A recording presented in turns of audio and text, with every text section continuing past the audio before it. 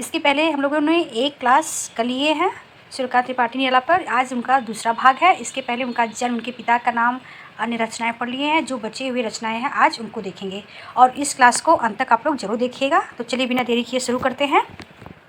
सूर्यकांत त्रिपाठी निराला, इनकी रचना कौन सी है? अणिमा। ये अणिमा लिखा हुआ है, अणिमा। इनकी अणिमा रचना। इस रचना में कविता का दृष्टिकोण यथार्थवादी तथा शैली अधिक सरल हो गई है। इसमें क्या, इस रचना की विशेषता क्या है कि इसमें शैली बहुत ही सरल है। दूसरी रचना कौन से? नया पत्ते। इस रचना में व्यंग प्रधान कविताएं संग्रहित है। क्या संग्रहित है इसमें? व्यंग प्रधान कविताएं। हिंदी साहित्य जगत में निराला के लिए महाप्राण का नाम गंगा प्रसाद पांडे ने किया था। इनका बहुत ही फेमस नाम था महाप्राण। प्रश्न भी कई बार आया कि महाप्राण किसे कहा गया है, तो निराला जी को। और ये नाम किसने दिया था? तो गंगा प्रसाद पांडे ने इनको महाप्राण की उपाधि दी थी, क्योंकि निराला जी की अधिकतर कविताओं में महाप्राण शब्द की अधिकता है। क्या है? महाप्राण शब्द की अधिकता है। निराला को छायावाद, प्रकृतिवाद, छायावाद तीनों आंदोलनों का पक्ष प्रदर्शक कहा जाता है। निराला छायावाद के रुद्र व महेश माने जाते हैं। क्या माने जाते हैं? रुद्र और महेश। अपने अच्छे स्वभाव के कारण वे विवेक स्वामी को अपना आध्यात्मिक गुरु मानते थे। प्रश्न सकता है कि अपना आध्यात्मिक गुरु किसे मानते थे? तो विवेकानंद स्वामी को। इसके अतिरिक्त क्या है? आध्यात्मिक गुरु मानते थे विवेकानंद स्वामी को। रामविलास शर्मा ने निराला को क्या कहा है? ओज औदात्य का कवि कहा है। जैसे प्रश्न बन सकता है कि किसने निराला जी को ओज औदात्य का कवि कहा है? तो किसने कहा है? रामविलास शर्मा ने। आगे बढ़ते हैं। द्विवेदी युगीन कवियों द्वारा इनका सर्वाधिक विरोध किया गया है। अगर देखा जाए तो छायावादी कवियों में सबसे ज़्यादा विरोध किसका हुआ था? तो निराला जी का। किसका हुआ था? तो निराला जी का सबसे ज़्यादा विरोध किया गया था छायावादी कवियों में। वह गोल कृष्ण शर्मा नवीन द्वारा प्रकाशित पत्रिका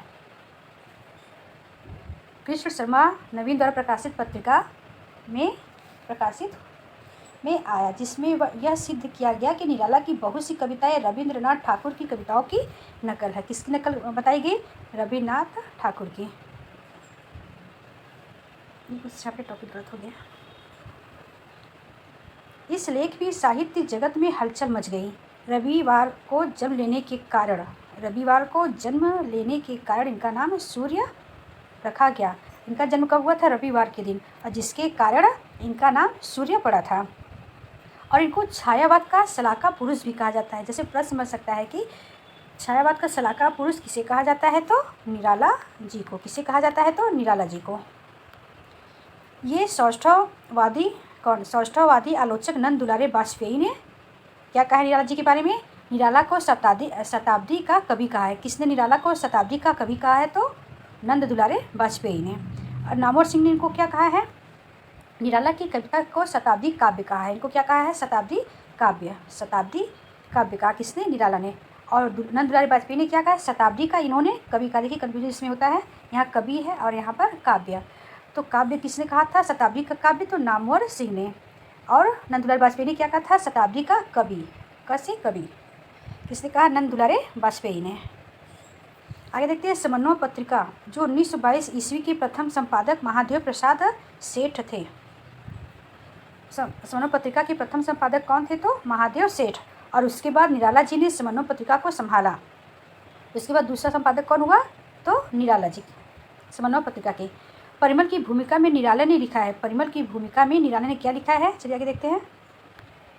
मनुष्य की मुक्ति की तरह कविता की भी मुक्ति होती है। मनुष्य की मुक्ति की तरह कविता की भी मुक्ति है। मानव कर्मों के बंधन से छुटकारा पाना है और कविता को छंदों से मुक्ति पाना है। निराला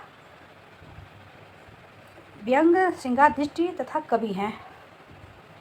ये क्या है? श्रृंगार दृष्टि कवि है।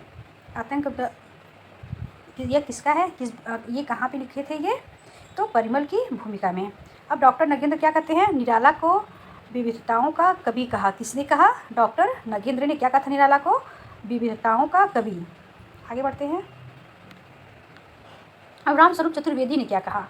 रामस्वरूप क्या कहा था स्वरूप चतुर्वेदी ने? आधुनिक युग के सर्वाधिक मौलिक क्षमता से संपन्न कवि नहीं, कवि है, कवि निराला है। हजारी प्रसाद द्विवेदी ने क्या कहा? निराला के नए छंद नए अनुभवों को जन्म दिया है। ये किसका कथन है? तो हजारी प्रसाद द्विवेदी जी का। और ये सर्वाधिक मौलिक क्षमता से संपन्न कवि किसने कहा? तो रामस्वरूप चतुर्वेदी ने। आगे बढ़ते हैं। निराला ने प्रथम कविता जूही की कली को तात्कालिक सरस्वती पत्रिका को संपादन महावीर प्रसाद द्विवेदी ने प्रकाशित करने से मना कर दिया था। जब ये सरस्वती पत्रिका में इनकी रचना जो थी जूही की कली लेके गए वहाँ प्रकाशित करवाने के लिए, तो महावीर प्रसाद द्विवेदी ने इसे छापने से मना कर दिया था। सूर्यकांत त्रिपाठी निराला को हिंदी साहित्य के हिंदी में मुक्तक छंद का प्रवर्तक माना जाता है। अगर पूछा गया कि मुक्तक छंद के प्रवर्तक कौन है, तो सूर्यकांत त्रिपाठी निराला, जिसकी शुरुआत जूही की कली से किया। कुछ आलोचकों ने मुक्तक छंद को रबड़ केचुआ छंद भी कहा है। क्या कहा है? केचुआ छंद, रबड़ छंद। निराला की रचना गीतिका में श्रृंगारिक, ये श्रृंगारिक गलत लिखा हुआ है, श्रृंगारिक ऐसे रहेगा, श्रृंगारिक गीतों का संग्रह। क्या है? गीतिका श्रृंगारिक गीतों का संग्रह है। निराला ने काल लेखन के साथ साथ एक संपादन कार्य भी किया है।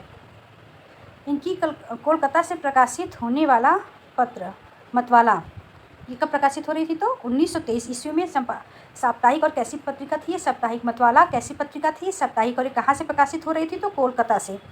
इसका भी संपादन निराला जी ने किया था। इसके प्रमुख प्रवर्तक कौन थे? सेठ महादेव प्रसाद थे। जूही की कली 1916 ईस्वी में इसी पत्रिका मतवाला में छपी थी। इनकी जो रचना थी जूही की कली, इसको महावीर प्रसाद द्विवेदी जी ने सरस्वती पत्रिका में छापने से मना कर दिया। लेकिन ये पत्रिका कहाँ छपी? तो एक मतवाला पत्रिका थी जो कोलकाता से प्रकाशित हो रही थी और वो साप्ताहिक थी, और इसी पत्रिका में इनकी रचना जूही की कली छपी थी। मतवाला ने तू के आधार ये सूर्यकांत त्रिपाठी निराला ने अपना नाम निराला रखा, और इसी रचना के आधार पर इन्होंने अपना नाम क्या कहा? निराला रखा था। मतवाला हिंदी का प्रथम पत्र माना जाता है। ये पात्र नहीं है, पत्र है, पत्र माना जाता है। निराला जी ने मतवाला के मुख्य शीर्ष पर क्या लिखा है? तो क्या है? अमीय गरल शशि सीकर रब कर। ये कहाँ पे लिखा हुआ है? तो जो मतवाला इनकी पत्रिका थी मुख्य शीर्ष पर लिखा हुआ था, अमीय गरल शशि सीकर रब कर। और आगे चलकर निराला ने सुधा नामक एक पत्र का और संपादन किया। इसके बाद ये नहीं कि मतवाला का ही किया था, उसके बाद एक पत्र था सुधा, ये भी बहुत उस टाइम पे फेमस थी, और इसका भी संपादन किसने किया था? तो निराला जी ने। आगे बढ़ते हैं। नामवर सिंह ने निराला को हिंदी का गुरु कहा है। क्या कहा? कि नामवर सिंह ने निराला जी को हिंदी का गुरु कहा है। प्रश्न आ सकता है कि निराला को किसने हिंदी का गुरु कहा है? तो नामवर सिंह ने। निराला को संवेदनशील कवि भी कहा जाता है। प्रश्न आ सकता है कि किसको संवेदनशील कवि कहा जाता है? तो निराला जी को। सुधा पत्रिका के जन्मदाता कौन है? तो दुलारे लाल भागवत थे। नामवर सिंह ने निराला को हिंदी का गुरु माना है। नामवर सिंह ने हिंदी का गुरु किसे माना है? तो किसे माना है? नामवर सिंह ने किसको माना है? तो निराला जी को।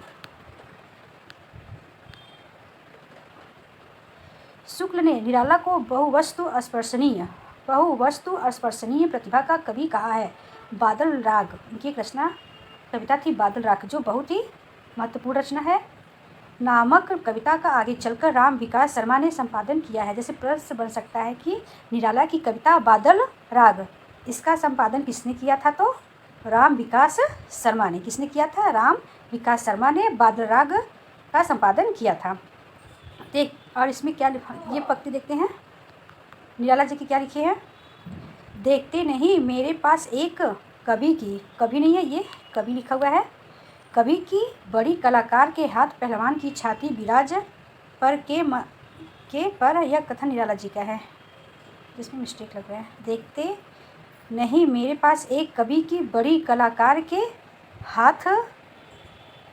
हाथ पहलवान की छाती बिराज पर है, यह कथन किसका है? तो निराला जी का। चमकती दूर तराइयों को कहीं पार ज्योति के पर लिखा अमर, ये भी कथन इन्हीं का अच्छे से याद कर लीजिएगा। गंगा प्रसाद पांडे ने अनामिका 1923 में बादल नाम से 6 कविता 6 खंडों में किया है। गंगा प्रसाद ने अनामिका की रचना समय काल क्या है? 1923 में बादल नाम से 6 कविता 6 खंडों में है। इनका जो बादल कविता है इसमें क्या है? 6 कविता और 6 खंडों में है। कहानी संग्रह कौन कौन सा इनका है देखते हैं। सुकुल की बीबी, सखी, लीली, चतुरी, छतरी नहीं है, चतुरी, चतुरी चमार। प्रश्न हो सकता है कि सखी, लीली, चतुरी चमार किस विधा की रचना है? तो कहानी विधा की रचना है। और किसका है? तो निराला का। किसकी रचना है? तो निराला का। संस्मरण का कौन सा है? कुल्ली भाट। ये आधा रहेगा। आज के लिए इतना ही क्लास। आज हम लोगों ने निराला जी को पढ़ के समाप्त कर लिया। अगर मेरी वीडियो अच्छी लगे तो लाइक सब्सक्राइब जरूर करिएगा। तब तक के लिए नमस्कार। बहुत इतना फास्ट में कितना पक्का बेकार हुआ है।